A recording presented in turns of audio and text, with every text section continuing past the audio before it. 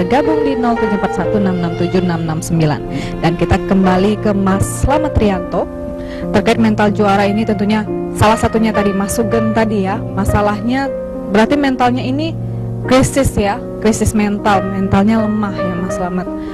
Pastinya banyak sekali orang-orang yang seperti ini, yang mental kuat itu jarang loh Mas kita ketemunya. Karena beliau, salah satunya Mas Slamet tadi ya yang bercerita, saya pernah mengalami ini makanya saya bisa berbicara seperti ini. Tentunya banyak yang sudah Mas Slamet lalui. Dan untuk melalui semua ini, itu kan ibaratnya ujian dalam hidup kita. Agar kita bisa mampu melalui semua ini, seperti apa itu Mas? Tips-tipsnya bisa diberikan mungkin. Ya, jadi mindset kita itu pemirsa, atau kerangka berpikir kita dalam kehidupan ini dibilang sederhana juga sangat sederhana. Jadi ada orang yang dalam kehidupannya dia dicoba dengan susah, lalu dengan kesusahannya dia berkata, aku ingin mengalahkan kesusahan itu dengan cara-cara yang juga susah, sampai akhirnya aku merasakan manfaat dari kesusahan yang aku lakukan. Tapi ada juga orang yang kehidupannya dari awal kehidupannya dia tuh sangat baik, tercukupi. Nah, ini godaan juga, artinya kalau seandainya dia nggak mampu menggunakan secara bijaksana kecukupannya dia mungkin akan lupa, ya, dia akan tidak peka terhadap sekitarnya. Oleh karena kalau bicara tentang mental juara itu ada satu pepatah dalam bahasa Inggris yang menyebutkan stand until the last. Jadi berdirilah sampai terakhir, ya, walaupun tubuhmu rengkah, ya, dalam artian lemah ataupun tidak kuat lagi, tapi Anda tetap berdiri, gitu loh.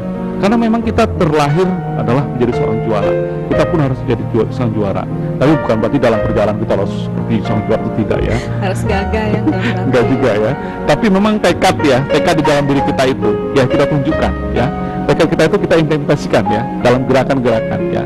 Makanya kalau berdasarkan pengalaman yang saya alami Mbak ya, saya itu memiliki kehidupan yang tidak mengenakan dulu. Ya, saya jujur saja mengatakan seperti itu. Lalu saya mengatakan saya tidak boleh seperti ini terus. Ya.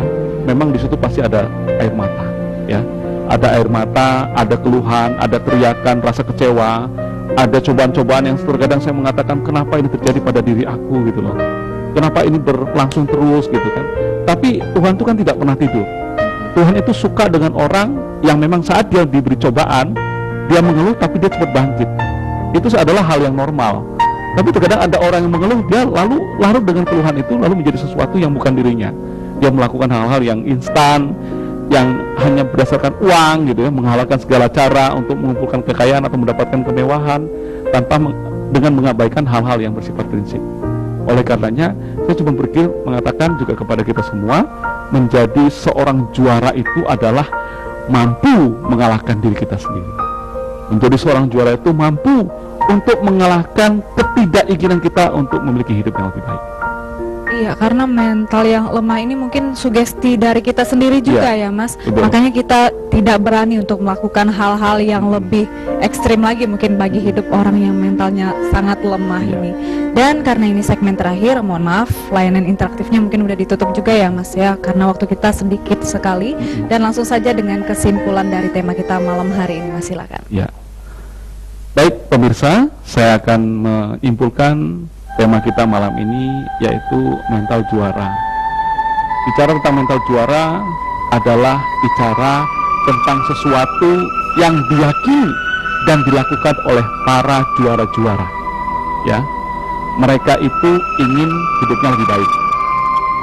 Mereka itu mencari tahu dengan belajar. Lalu mereka melakukan pelatihan atau melakukan tindakan nyata. Dan itu dilakukan berulang-ulang kali. Meskipun ada godaan, dia akan bangkit. Meskipun ada kekurangan, dia akan cari tahu. Dan dia konsisten dengan apa yang dilakukannya. Di dalam dunia ini, setiap kita memiliki profesi yang berbeda-beda. Ada yang masih anak-anak, ada yang masih sekolah, ada yang belajar, mahasiswa, guru, semua, presenter, kemudian tukang masak, tukang parkir, tukang ojek, pegawai, gubernur, bupati, presiden, camat, lurah. Itu semua adalah profesi-profesi yang ada di dunia. Kalau bicara profesi, kita tidak bisa samakan. Tapi kalau kita bisa bicara mental, akan sama. Kalau kita bicara mental, kita bicara tentang konsistensi kita menjaga karakter yang sudah diajarkan Tuhan kepada kita.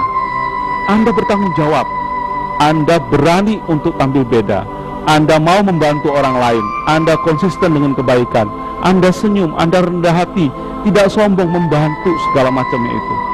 Ya, itu merupakan sifat-sifat yang ada di dalam karakter. Bekerja keras, disiplin, rajin, mau berupaya, menerima introspeksi, menerima koreksi.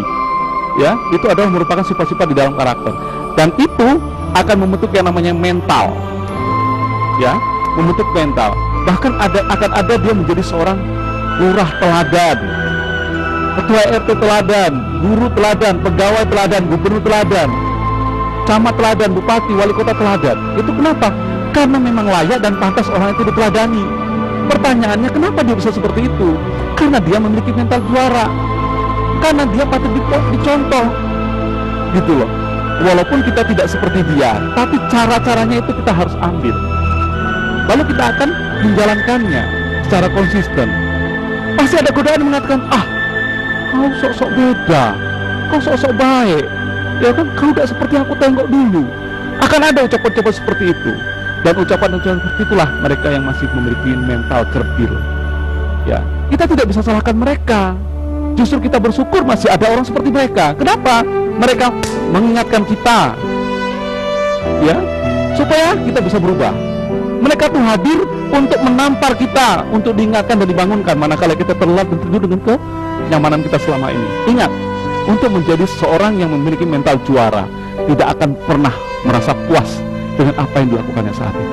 Dia akan terus move on, dia akan terus bertransformasi. Karena apa? Sebenarnya apa yang ada dalam pikiran itu berapa persen sih? Sebenarnya apa yang kita miliki itu untuk mewujudkan apa yang kita inginkan seberapa besar sih? Masih banyak hal-hal yang bisa kita lakukan, masih banyak hal-hal yang kita bisa berikan kepada orang-orang yang kita cintai, ya. Karena salah satu yang membuat kita hidup adalah cinta. Karena kita cinta kepada orang tua kita, karena kita cinta dengan kehidupan kita, bahkan kita cinta dengan keluarga, istri dan anak. Jadi tidak ada salahnya, pasti banyak benarnya kalau kita berprinsip teguh dalam kehidupan ini, memiliki mental juara, menjadikan sesuatu yang tidak pernah kita pikirkan menjadi kita lakukan. Saya punya percaya Anda memiliki itu semua. Tinggal bagaimana Anda melakukannya dan mau untuk berjuang. Dan memang untuk menjadi mental juara ini tidak pandang bulu ya Mas, mau pejabat, mau yang rakyat biasa. Yang penting kuncinya hanya ada pada diri kita sendiri, yaitu kemauan untuk berubah menjadi yang lebih baik lagi. Dan pemirsa, akhir kata saya Sujanisa beserta kerabat kerja yang bertugas undur diri dari hadapan Anda. Wassalamualaikum warahmatullahi wabarakatuh. Cek TV, inspirasi kita.